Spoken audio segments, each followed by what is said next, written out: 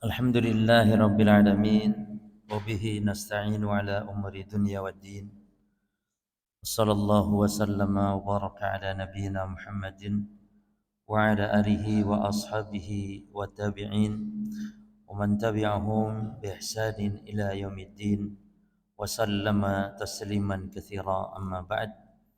Para jamaah kaum muslimin wal muslimah yang semoga senantiasa dirahmati diberkahi oleh Allah Subhanahu wa taala.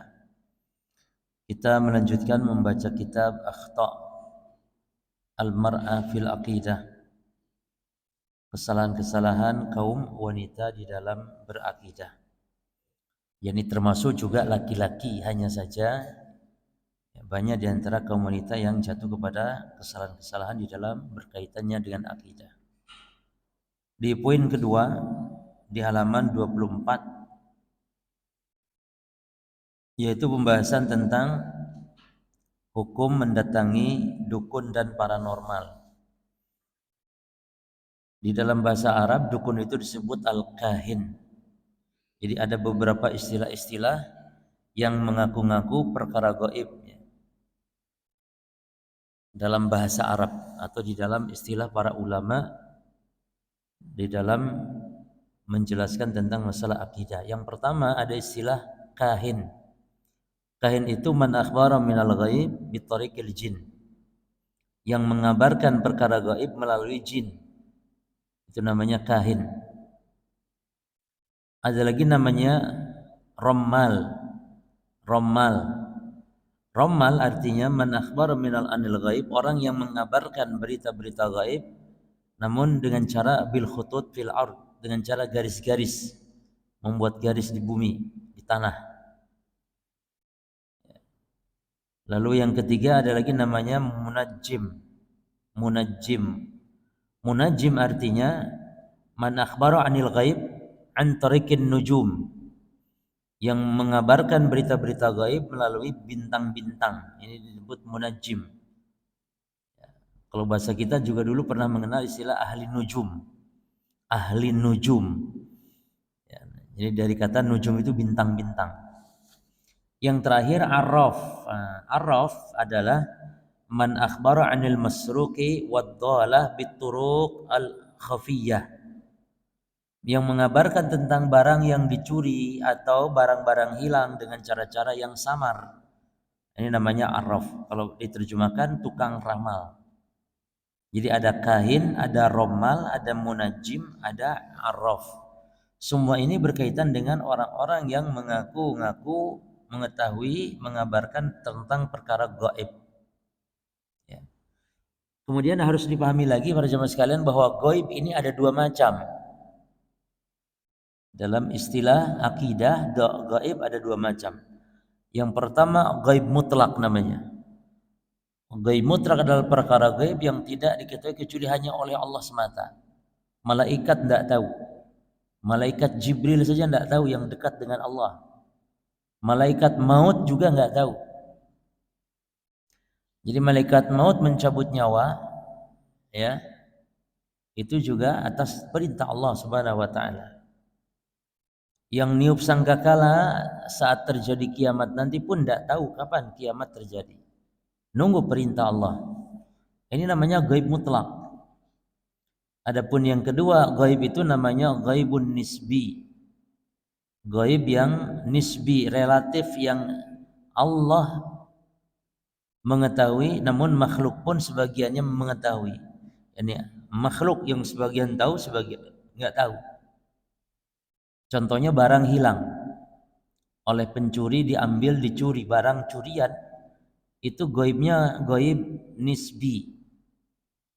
Bagi yang punya barang dia gaib karena barangnya hilang. Tapi bagi pencuri barang itu tidak gaib karena barang ada pada dia. Nah, ini namanya gaib nisbi namanya. Nah, orang yang bertanya gaib mutlak ini hukumnya kafir. Orang yang tanya ke dukun tanya gaib mutlak hukumnya kafir.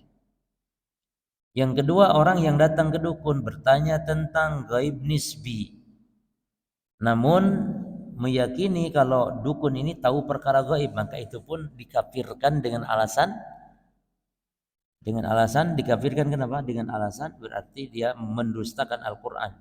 Karena dalam Al-Quran tidak ada yang tahu gaib kecuali hanya Allah. Nah yang ketiga, orang yang datang ke dukun bertanya tentang gaib nisbi. Tapi dia meyakini bahwa dukun tidak tahu gaib.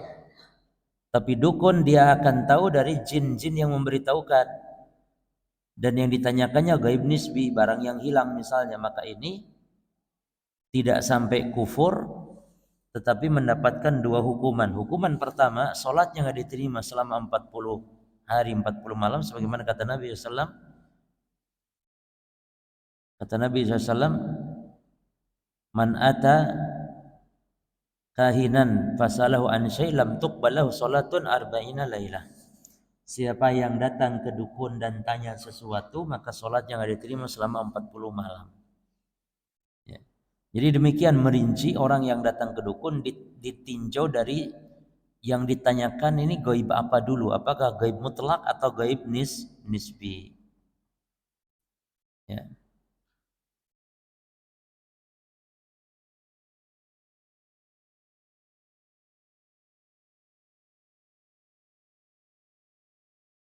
Nah ini diantara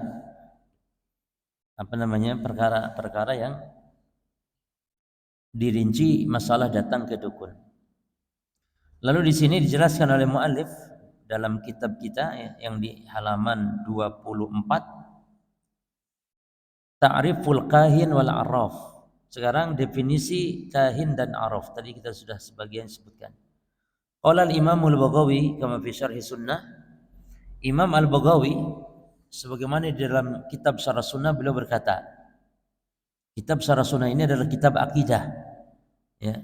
Penjelasan tentang sunnah ini tentang akidah. Fal kahinu huwa alladhi yukhbiru 'anil kawaini fi mustaqbaliz zaman. Kahin adalah orang yang memberitakan kejadian-kejadian pada masa yang akan datang. Wa yadda'i ma'rifatal asrar, dan mengaku mengetahui rahasia-rahasia, wa mutala'ati ilmil ghaib, dan juga mengetahui, jadi mengaku mengetahui tentang ilmu ghaib. Jadi ini namanya definisi dari al-kahin. Wal araf, dan araf disamakan. Sebagaimana dalam hadis kata Nabi, man ata kahinan au arrafan. Siapa yang datang ke kahin, ya, dukun atau araf, tukang ramal. Wa kana fil arab kahanatun yadda'una ma'rifatal umur. Adalah dulu di kalangan bangsa Arab ada seorang atau ada namanya dukun yang mengaku mengetahui perkara-perkara. Faminhum man kana yaz'umu anna lahu ra'isan minal jin. Yang di antara mereka ada yang mengaku memiliki rais yakni pemimpin, minal jin, dari bangsa jin. Jadi dukun-dukun di bangsa Arab itu ada yang mengaku dia punya pimpinannya itu dari kalangan jin. Wa tabi'atun tulki ilaihil akhbar, dan para pengikutnya yang menyampaikan berbagai berita kepada dukun tersebut. Ya. Wa minhum man yadda'i annahu yastadrikul umur bifahmin a'tihi. Dan juga di antara mereka ada yang mengaku menguasai berbagai perkara, ya, bifahmin, dengan pemahaman, ya, a'tihi, yang diberikan kepadanya. Nah, ini namanya dukun, definisi dukun. Intinya yang ngaku-ngaku tahu perkara gaib, yang bertanya ke dukun tersebut, ya, di mana barang saya yang hilang dan semisal, maka ini termasuk dukun. Ammal araf, adapun araf adalah fahuwa mayyadda'i ma'rifatul umur bimuqaddimati asbabin. Adapun araf adalah yang yadda'i, mengaku, ma'rifatul umur, mengetahui berbagai perkara-perkara, dengan bimuqaddimati asbabin, dengan sebab pendahuluan, yastadilu, yang menunjukkan, biha, dengannya, ala muwaqi'iha, tempat-tempat, ya, seperti kal masruk, barang yang dicuri, minalladzi saraqahu, dari orang yang mencurinya, wa ma'rifata makanil dhala, atau tahu tempat barang hilang. Wa indama tutahamul mar'a bizina, misalnya ketika saat seorang dituduh berzina, wanita dituduh berzina, fayaqulu man sahibuha, maka dia, ya, berkata siapa pelakunya, Wa nahnu dzalika minal umur, dan perkara-perkara lainnya. Jadi nanti akan menyebutkan siapa pelakunya. Wa minhum man yusammi al-munajjim kahinan. Dan ada ulama yang mengatakan munajjim itu adalah juga disebut kahin. Nah, tapi yang benar kalau diperinci tadi perinciannya. Ya, ada beberapa perincian. Ini istilah-istilah saja, kadang kahin disebut tukang ramal, kadang tukang ramal disebut kahin. Ya, ahli nujum disebut juga kahin dan semisal. Wa qala Ibn Baz rahimahullah, al-kahin huwa yaz'um annahu ya'lamu ba'dal mughayyabat. Syekh bin Baz mengatakan, kahin itu adalah orang yang mengaku bahwa dia tahu ba'dal mughayyabat, sebagian perkara-perkara gaib. Wa aktsaru ma yakunu dzalik mimma yanzuruna fin nujum. Wa aktsaru, dan kebanyakannya adalah dari hal itu bahwa mereka yang turun melihat fin nujum pada bintang-bintang lima'rifatil hawadis, untuk mengetahui kejadian-kejadian. Jadi meramal melalui bintang-bintang. Kalau bintang ini kejadiannya nanti akan seperti ini, bintang itu nanti kejadian seperti itu. Wa istakhdimuna, dan mereka juga menggunakan man yastarikuna sama, setan-setan para pencuri, setan-setan para pencuri berita langit. Jadi setan-setan itu dalam kaitannya dengan mencuri berita langit itu, para jemaah sekalian, itu ada 3 fase. Fase yang pertama ini fase di zaman sebelum Nabi Muhammad diutus. Ini yang banyak setan-setan pencuri berita langit. Ya, lalu disampaikan biasanya kepada dukun-dukun, karena dukun sudah ada di zaman dulu pun. Itu yang pertama, fase pertama. Yang fase kedua adalah fase ketika Nabi Muhammad diutus. Nah, di fase ini pencurian berita langit terhenti. Setan selalu mendapat lemparan panah api ketika mencuri tersebut. Jadi berhenti total di zaman Rasulullah. Demi apa ini? Demi menjaga wahyu, agar wahyu tidak tercuri istilahnya. Adapun yang fase ketiga adalah fase di zaman Nabi Muhammad telah wafat. Itu zaman kita sekarang sampai hari kiamat. Maka masih ada, namun tidak sebanyak pada fase sebelum Nabi Muhammad diutus. Ya. Ada pencuri-pencuri berita langit, namun tidak seperti pada saat Nabi Muhammad dulu sebelum diutus. Nah,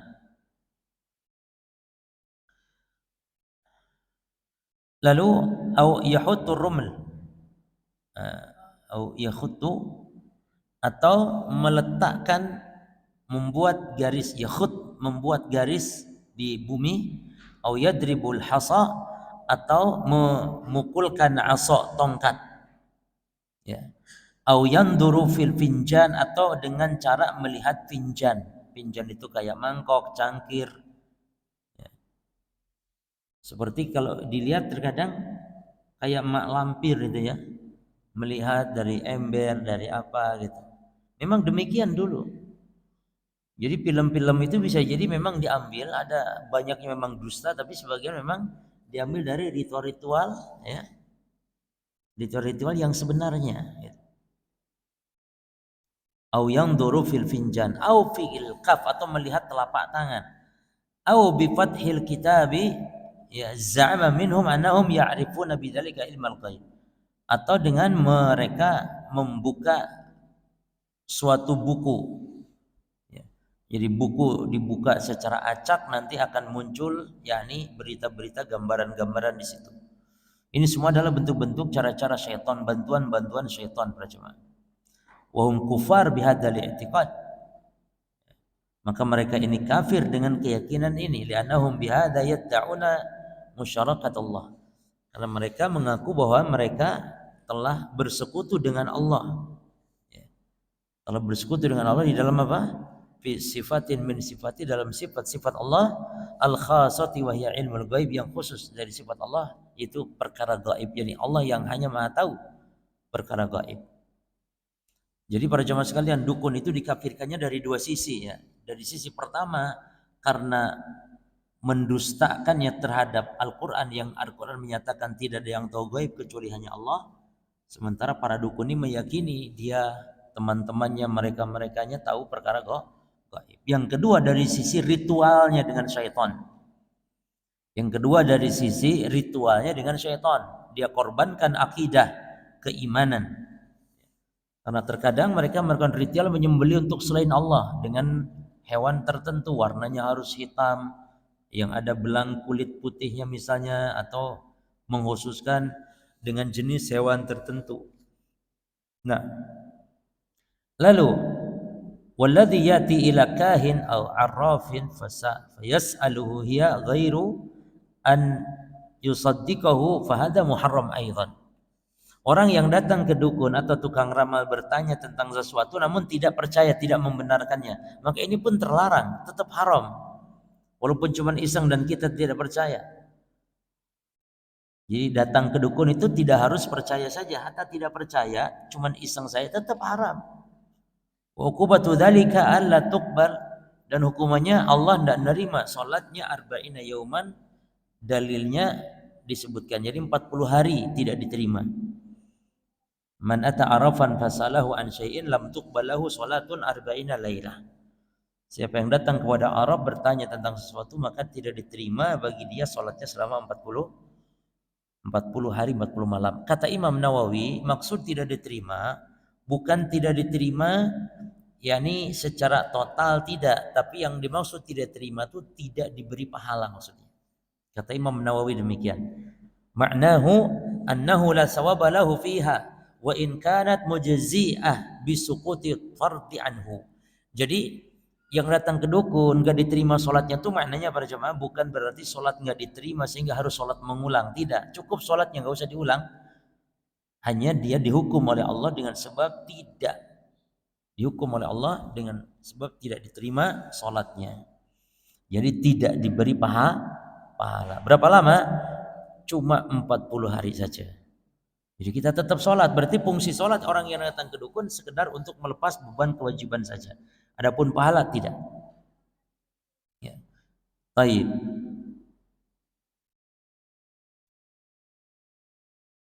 Mana dalil dalam Quran yang menunjukkan hanya Allah yang tahu perkara gaib, yaitu di surah Al-Jin ayat 26-27. Alimul ghaib falyudhiru ala ghaibihi ahadan ila man irtada min rasulin. Hanya Allah yang tahu gaib. Tidak ada yang nampak atas orang pun perkara gaib illa man irtada min rasulin, kecuali orang yang diridhai dari kalangan rasul. Jadi Nabi Muhammad, ya para rasul, kalangan para rasul bisa ditampakkan dalam sebagian perkara-perkara gaib oleh Allah. Maka Nabi melihat neraka, Nabi melihat surga, Nabi melihat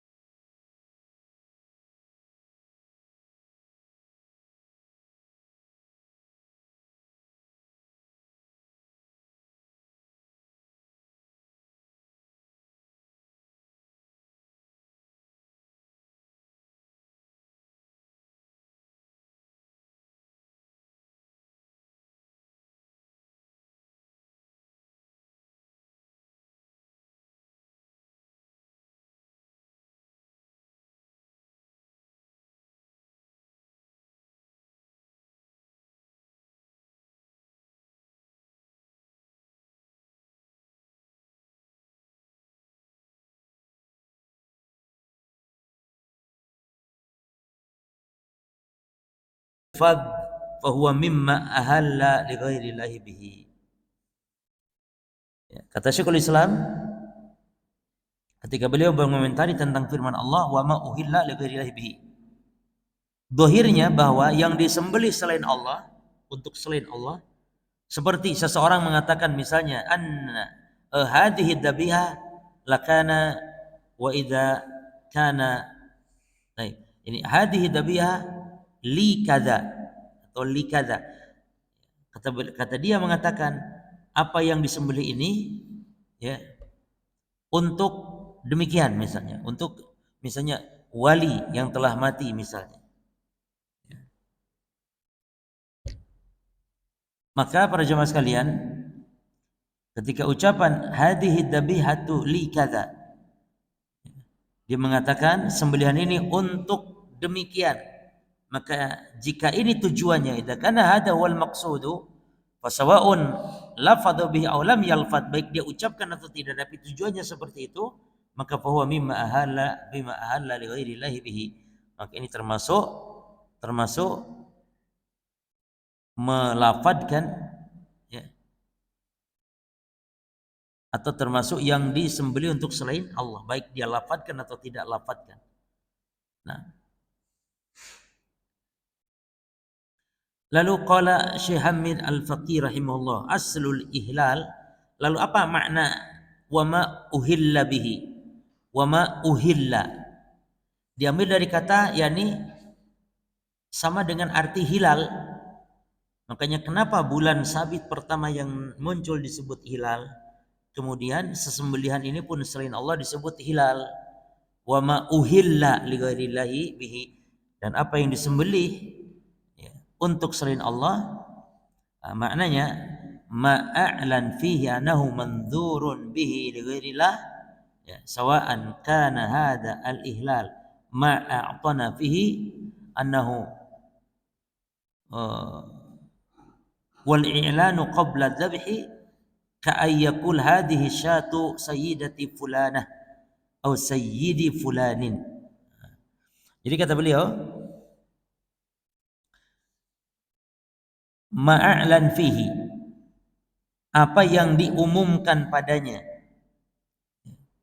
apa yang diumumkan padanya. Artinya orang kalau menyembelih untuk selain Allah, dia akan menyebut nama yang disebutkan dengan keras. Wa ma uhilla li ghairillahi bihi. Ya. Maka ma'lana fihi, apa yang diumumkan padanya, annahu mandur, bahwa hewan tersebut adalah hewan nadar li ghairillah, untuk selain Allah, sawan kana hadzal ihlalu wa i'lalu qabla dzabhi. Ya. Misalnya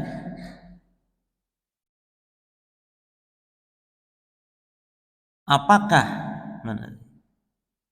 sawaan, apakah kana hadzal ihlal, hilal ucapan ya, hilal maksudnya ucapan dalam menyembelih, wal i'lan dan mengumumkan dalam penyembelihan ya, itu baik dilakukan sebelum menyembelih, seperti mengatakan hadhihi syatu sayyidati fulanah, ini kambing adalah dinadarkan untuk syekh atau untuk sayyid si fulan, nah, contoh saja, atau sayyid fulan atau sayyid fulan laki-laki, maka faya'rifun nas, maka sehingga manusia tahu zalika, hal itu, muttahilun, bahwa hewan itu telah disembelih untuk selain Allah, li ghairillah, walau sama dzabih bismillah, walaupun yang nyembelih baca bismillah, tetap binatang itu haram.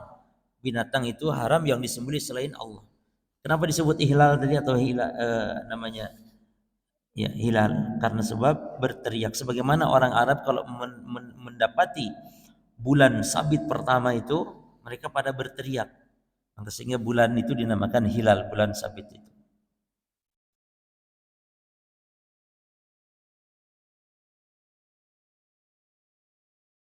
Baik.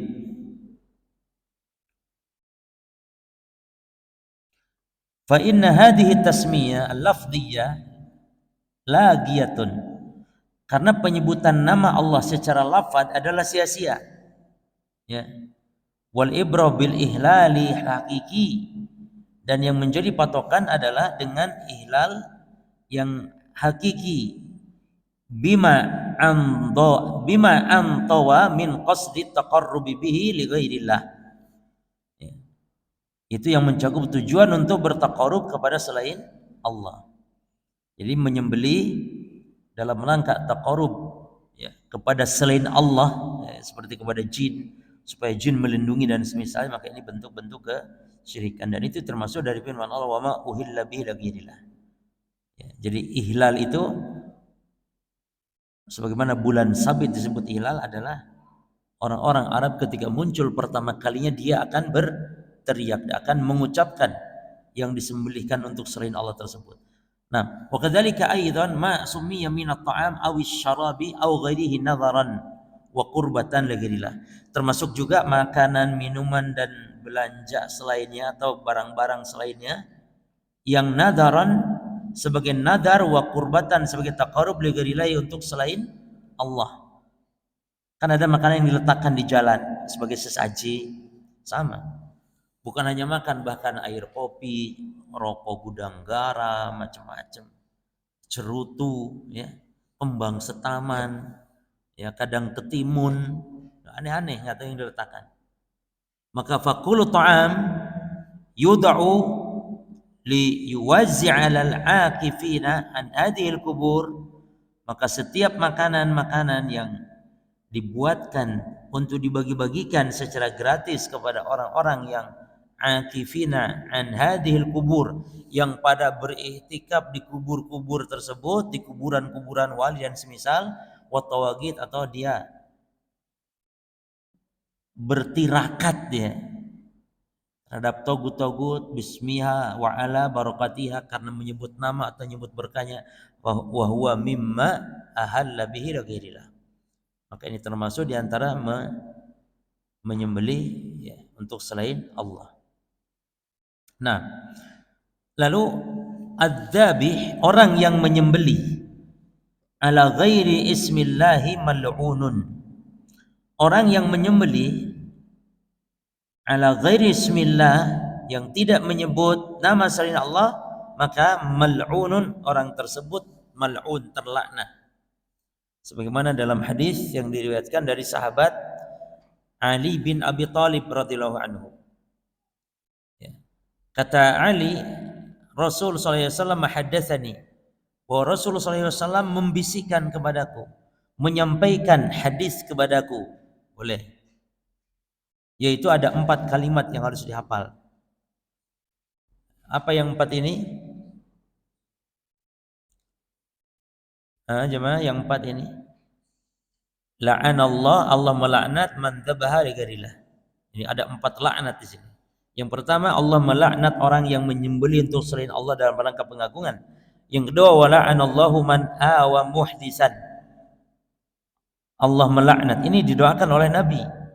Semoga Allah melaknat orang yang awa muhdisan, yang mengganggu, yang yang melindungi awa itu. Yang melindungi muhdisan, pelaku kejahatan. Wala'anallah, dan Allah melaknat man la'ana walidayhi, yang melaknat kedua orang tuanya. Melaknat kedua orang tua itu ada 2 macam, jemaah. Yang pertama, melaknat langsung dengan mencaci maki langsung orang tua kita, naudzubillah. Yang kedua, cara melaknat orang tua yakni kita melaknat anaknya orang lain.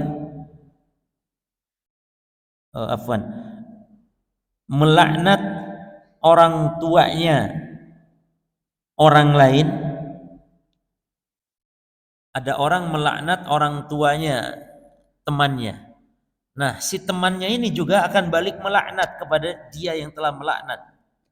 Sehingga akhirnya orang tua kita mendapat laknat tidak secara langsung, tapi atas doanya ya, anak dari orang tua yang orang tuanya itu kita laknat, naudzubillah.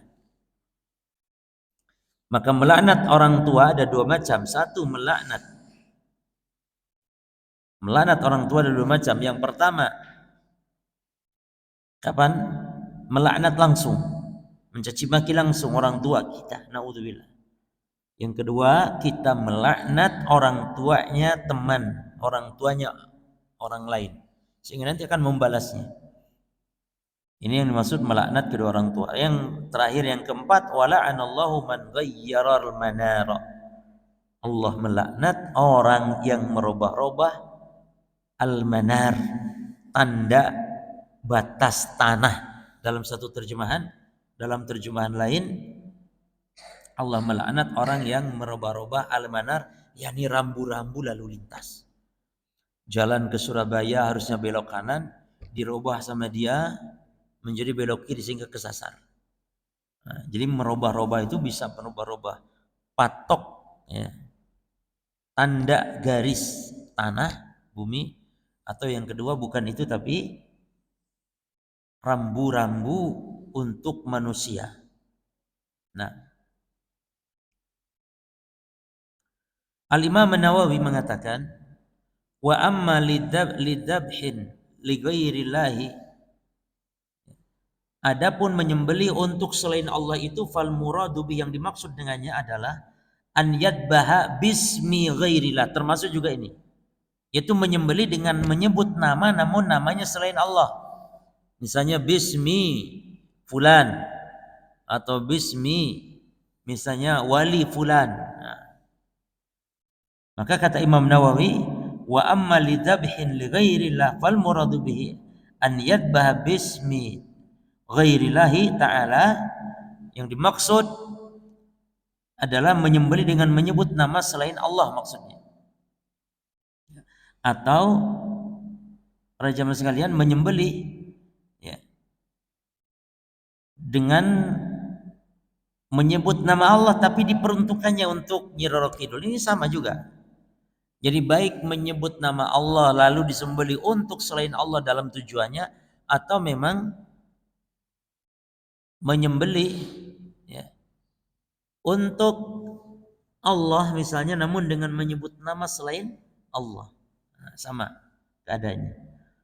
Kaman dabaha li sonam, seperti orang yang menyembelih untuk berhala, awis salib atau salib, au li Musa au li Isa, atau menyembelih untuk atas nama Nabi Isa, Nabi Musa, ya.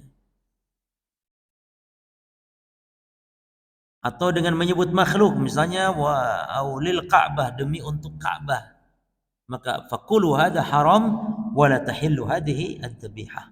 Semuanya haram, tidak boleh dan tidak halal sembelihan tersebut, ya. Tidak halal sembelihan tersebut. Nah,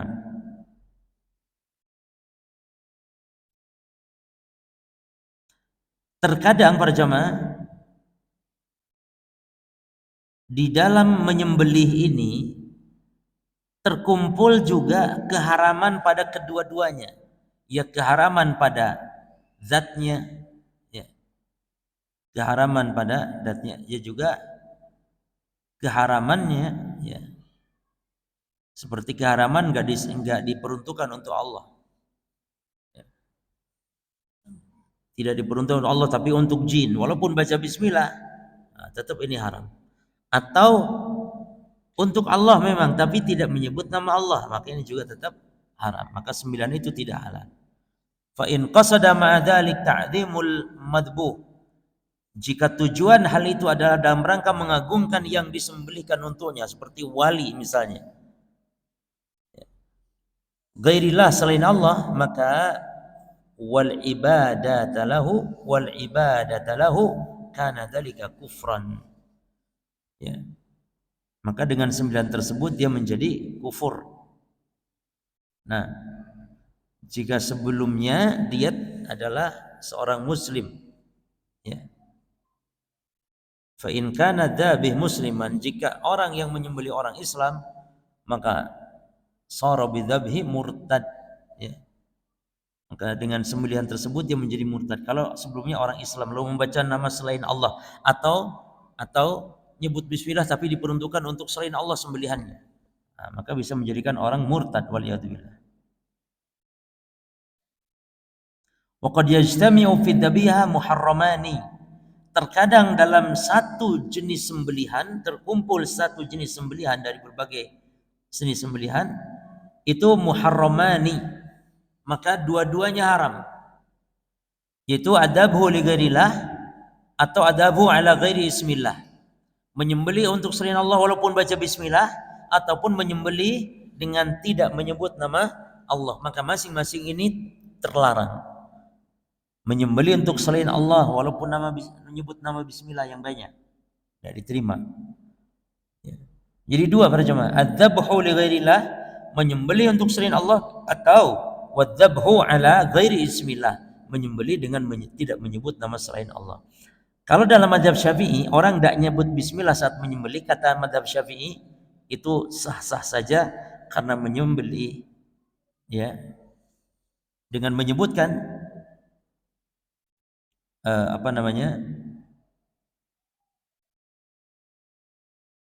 menyembelih dengan menyebut atau tidak menyebut nama bismillah, tapi untuk Allah, kata mazhab Syafi'i sah, karena sembelihan ahli kitab dibolehkan oleh Allah. Jadi pendalilannya dalam mazhab Syafi'i, kalau ahli kitab sembelihannya dibolehkan, ya ahli kitab, maka orang Islam yang dah baca bismillah lebih pantas lagi untuk halal sembelihannya. Ya. Tapi itu pendapat yang lemah jemaah. Yang benar, baca bismillah atau tasmiyah itu ketika menyembelih, kalau mampu itu baik dilakukan sendiri. Ya. Nah,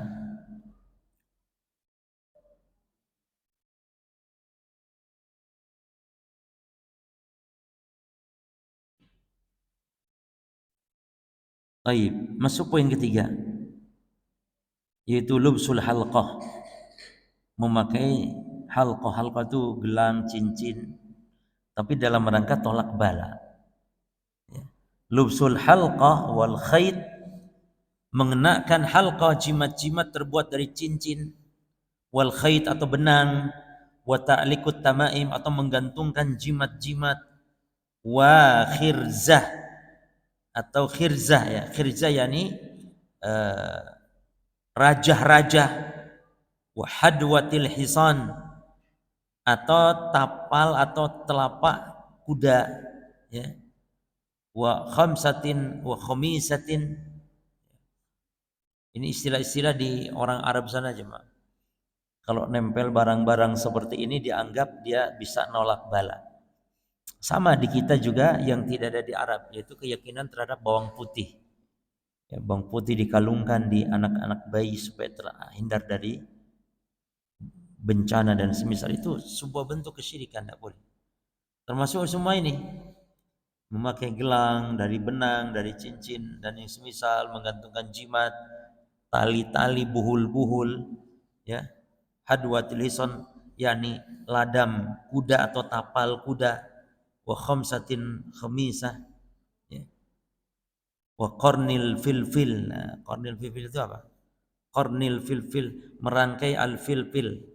Al-filfil yakni semacam ya, cabai besar, filfil. Wal hidail qadim, atau sepatu ya yang qadim, yang kuno. Itu semua alat-alat sihir ya, alat-alat untuk menolak bala di kalangan bangsa Arab. Di kita juga ada macam-macam, ada istilah kembang ya, dan semisal. Nah, maka semua ini adalah apa? Terlarang. Ma yaf'aluhul ammah, yang banyak dilakukan oleh orang-orang awam. Ya. Dilakukan oleh orang-orang awam. Dhannan minhum anna hadha yajlibu naf'un aw yadfa'u dharrun atau durrun. Dengan meyakini bahwa semua itu tadi akan bisa mendatangkan manfaat atau menolak mudarat. Walladzi yamliku hadha 'ala al-haqiqah huwa Allahu wahdah. Padahal yang menguasai hakikat semua ini adalah siapa? Allahu wahdah, Allah saja, Allah semata. Ya. Nah,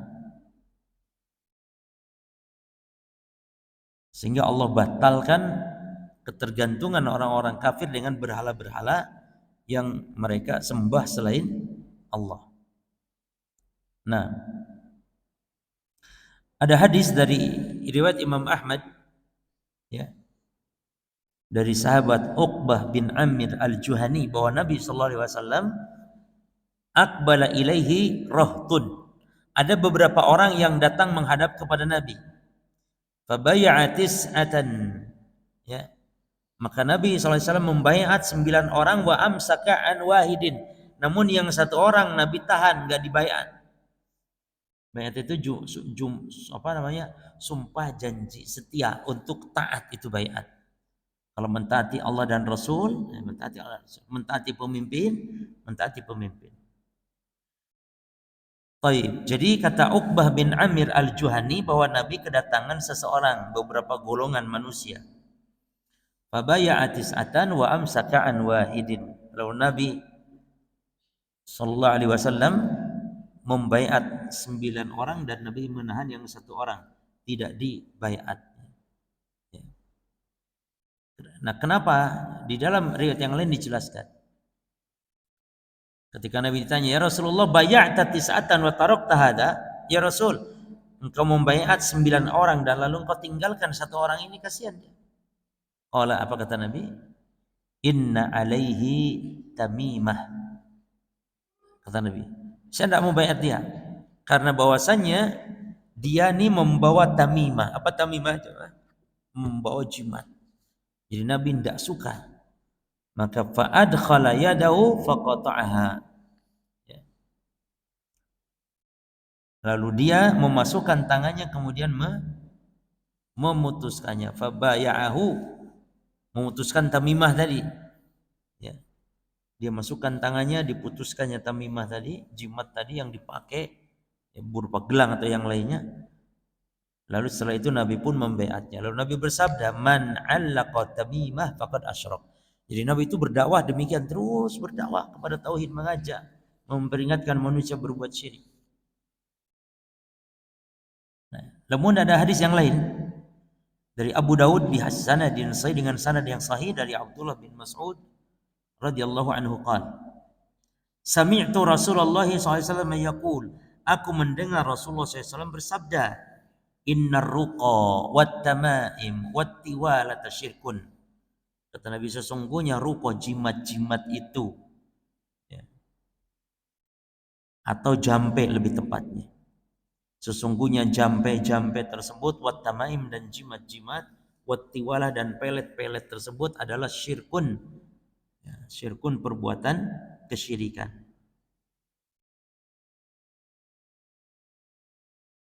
Nah, wa kana hada syirku fil jahiliyah muntasyiran wa ma zala hada syirku muntasyiran ilal an wa in taghayyaratil asma. Ya. Jadi kesyirikan ini dulu telah menyebar di kalangan jahiliyah, ya, dan juga sampai sekarang kesyirikan itu terus bercokol, terus yakni bertambah sampai al-an, sampai sekarang. Wa in taghayyaratil asma, walaupun nama-namanya yang telah berubah. Ya. Itu kesyirikan tapi diganti nama dengan nama lain, macam tawassul atau apa. Ya. Seperti dukun aja diganti menjadi paranormal, sehingga namanya menjadi indah. Coba kalau dukun gitu saja, siapa itu dukun, dia orang langsung serem cuma. Tapi kalau siapa dia, paranormal, oh keren. Sama dengan pelacur disebut PSK, kan gagah ya, pekerja seks komersial. Apalagi ada kata-kata komersialnya, weh bagus juga ya, komersil. Sudahlah antum, kepada anak perempuannya, nak kamu kerja juga nak tuh kayak kakakmu sebagai PSK. Apa mah PSK? Wih sudah keren pokoknya. Ternyata pelacur ya. Coba kalau ngomong pelacur langsung paham. Demikian memang kadang iblis menghiasi nama-nama yang jelek, yang buruk dari maksiat dengan nama yang indah. Sebaliknya, ketaatan-ketaatan, ya, itu dinamakan dengan nama-nama yang jelek supaya orang lari menjauh. Nah, fa qadiman kanu yad'una hadhihi al-kharazata awil watara 'ala al-ba'ir daf'an lil 'ain. Dulu mereka ini suka yad'un, memasang hadhihi al-kharazat, ya, memasang kharazat yakni raja-raja, ya. Awil watar atau watar, tali. Sebenarnya watar itu berjamaah tali, ya, tali yang terbuat gitu dari semacam tali untuk memanah aja macam busur, tali busur. Yang dia kalau dianggap busurnya ini keramat, kalau nembak selalu tepat, itu biasanya talinya dijadikan jimat, dikalungkan di leher-leher unta sebagai bentuk dafa'an lil ain, dalam rangka menolak, mencegah ain. Ya. Nah, termasuk kita jemaah, kalaupun hanya hiasan ya, yang namanya jimat-jimat itu tidak boleh karena bentuk tasyabuh, penyerupaan.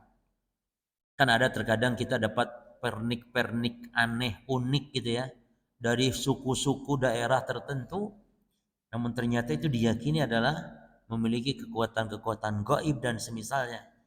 Walaupun kita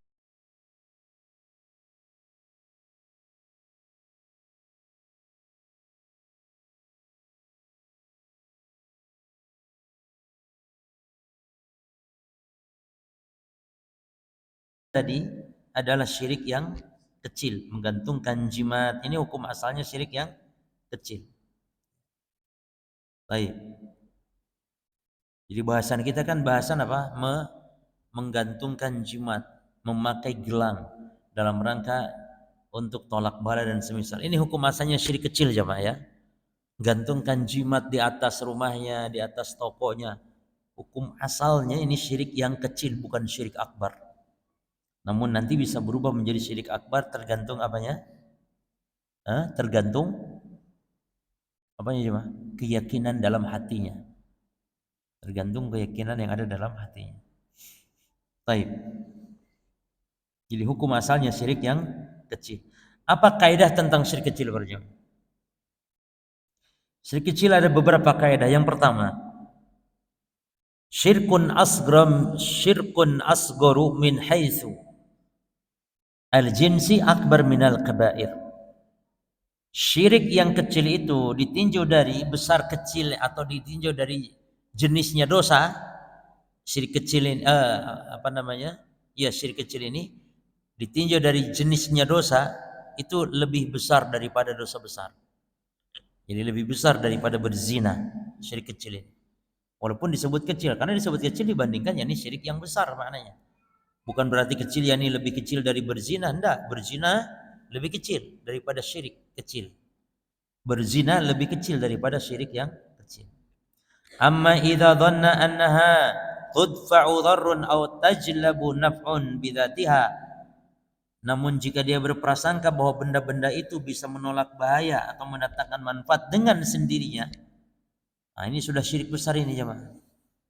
Ya. Meyakini itu maka syirik yang besar. Tapi meyakini sebab saja maka tidak sampai syirik yang besar.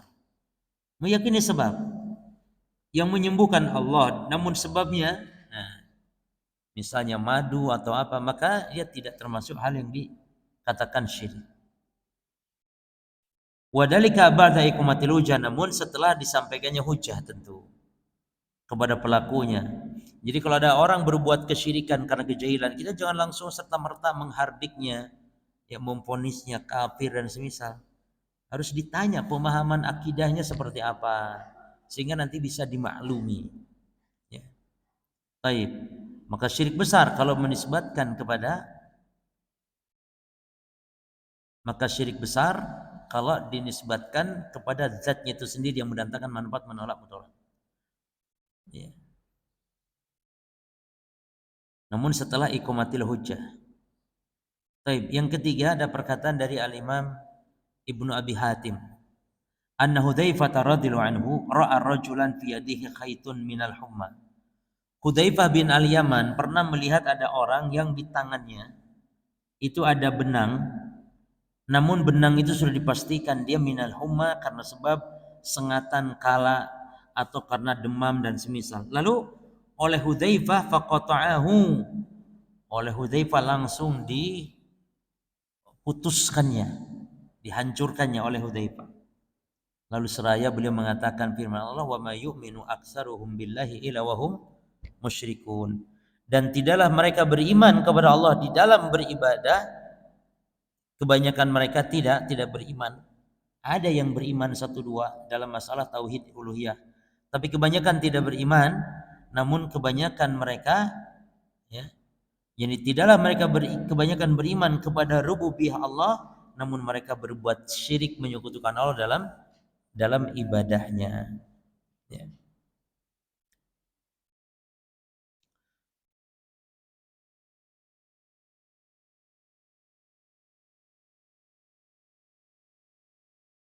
Lalu dalam hadis riwayat Imam Ahmad pada jemaah, dari hadis Zainab istrinya Abdullah bin Mas'ud.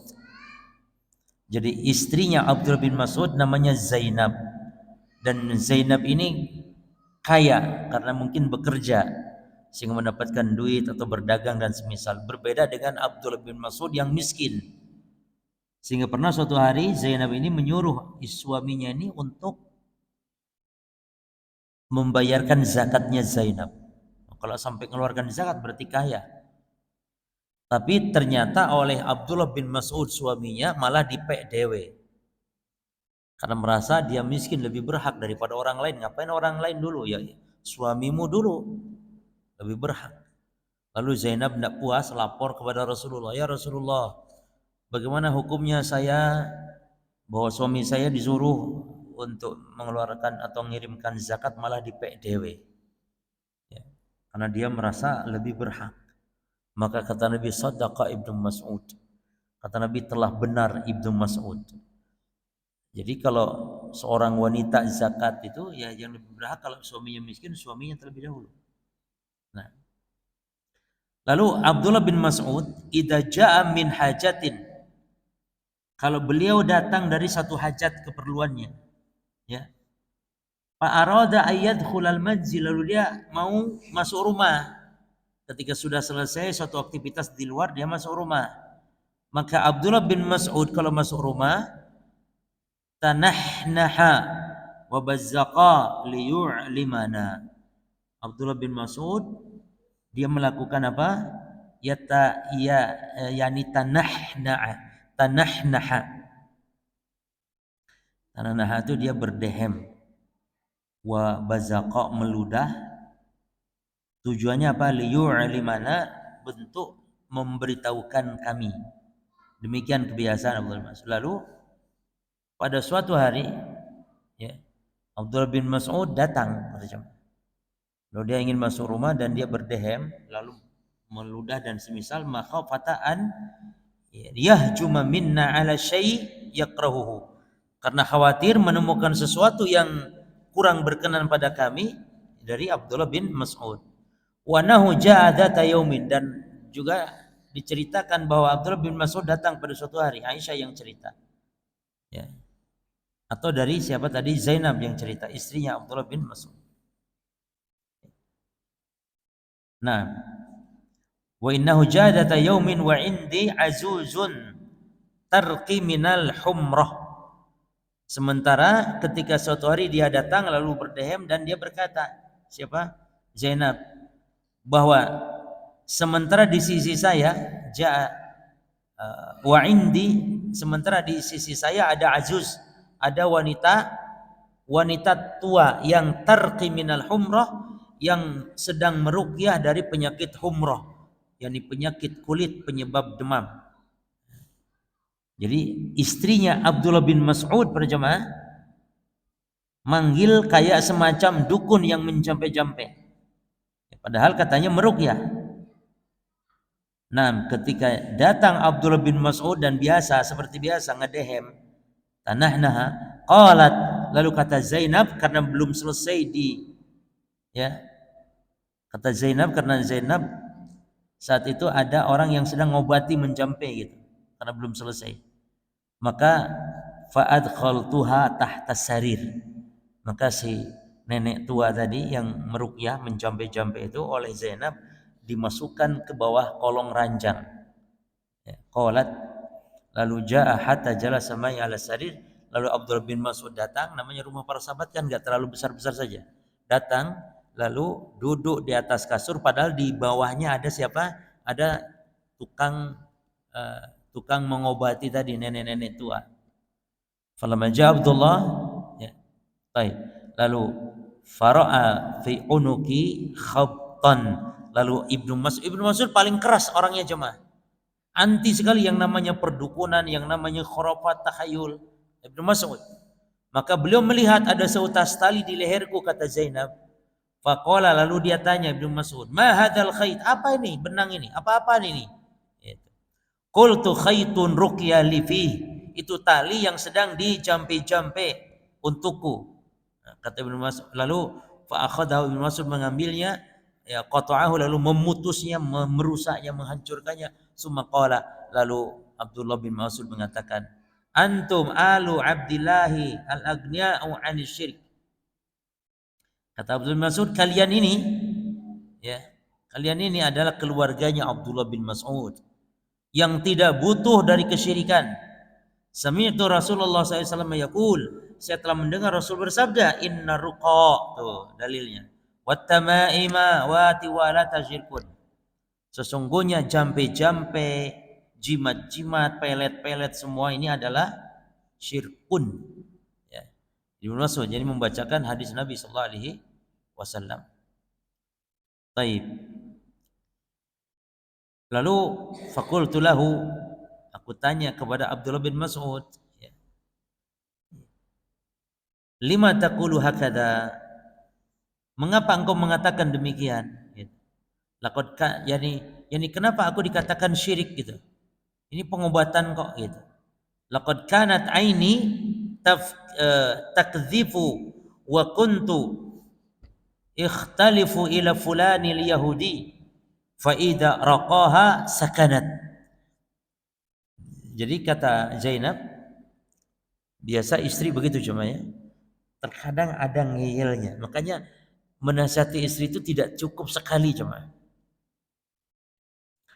Rasul sallallahu alaihi wasallam ketika kata Sofiyah adalah Rasul itu dulunya orang yang paling saya benci. Bagaimana tidak saya benci? Wong Rasulullah yang membunuh bapak saya, membunuh suami saya, membunuh yakni saudara saya, kerabat-kerabat saya, kata Sofiyah binti Huyai al-Akhtab. Sofiyah. Lalu fama yazalu Nabi SAW ya'tadhiru hatta dhahaba anni dzalika. Lalu Nabi terus saja meminta maaf, Nabi terus menyampaikan alasan-alasannya. Ya kan? Kenapa? Sebab bapaknya Sofiyah dibunuh. Ya karena dia berkhianat, dia memprovokasi bangsa Arab untuk memerangi saya, kata Nabi. Maka demikian alasan saya membunuh ayahmu bagaimanapun, ya. Karena kondisi menuntut demikian. Akhirnya kata Sofiyah, ya, setelah saat itu hilanglah selama ini kegundahanku. Ya. Nah ini metode bagaimana jemaah? Metode hiwar, metode komunikasi dengan istri. Dan disebutkan dalam hadis itu, karena ma yazalu Nabi sallallahu alaihi wasallam, Nabi senantiasa terus, ya, minta uzur, menyampaikan kenapa alasan membunuhnya. Sampai akhirnya Sofia pun merasa aman, tentram, nyaman setelah itu. Dia pun mungkin bisa jadi membenarkan posisinya, ayahnya dibunuh tidak masalah karena memang demikian kondisinya. Jelas ya. Jadi Sofia ini kan anaknya tokoh Yahudi yang pengkhianat dari Bani Quraidah yang diperangi Nabi. Lalu ditawanlah Sofia. Tertawan bersama tawanan-tawanan lain. Adapun ayahnya Sofia, Huyai, ya, al-Akhtab, dan suaminya itu mati tewas di dalam peperangan tersebut. Ketika Sofiyah ditawan, maka Nabi SAW memuliakan dengan menikahinya. Tidak dijadikan sebagai budak, tidak, tapi dinikahinya. Dan menjadi ummahatil mukminin, menjadi salah satu istri Nabi SAW. Maka dikenal kecantikannya, ya, Sofiyah ini, karena memang orang Yahudi, orang dari keturunan Bani Israel, keturunan Nabi Musa. Namun sayang katanya Aisyah selalu meledeknya, dia pendek orangnya, tapi cantiknya. Maka Nabi SAW kalau mau menaikkan Sofiyah ini ke atas untanya, maka Nabi jongkok agar lutut Nabi, paha Nabi dijadikan tangga, diinjak oleh Sofiyah naik ke atas kendaraan untanya. Ini menunjukkan tawadunya Nabi SAW.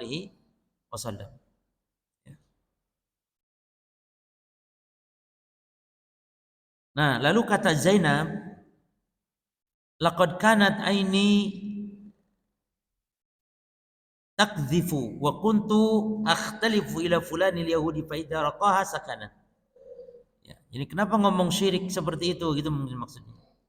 Bahwa mata saya ini selalu berair, yani sakit mata saya. Dan dulu ya, aku biasa datang kepada si fulan Yahudi, dia meruqyah saya dan saya pun ya merasa apa? Yani sakanat, ya, sembuh gitu mata itu. Maka Abdullah bin Mas'ud mengatakan apa?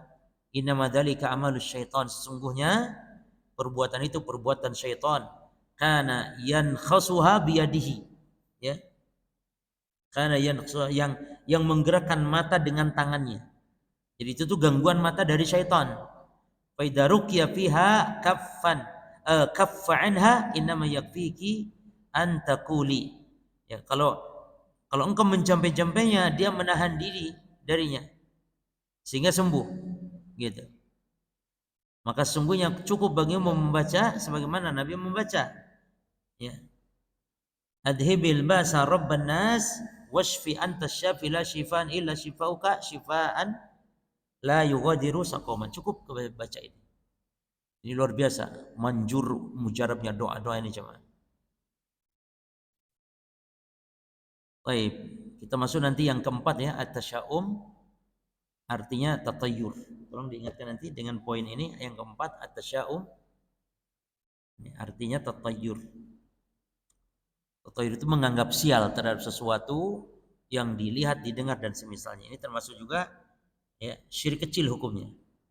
Ada angka 13 menganggap sial dengan angka tersebut, ya, sehingga dia nggak jadi beli rumah gara-gara rumahnya nomor 13. Ini termasuk kesyirikan dengan syirik yang kecil pada asalnya.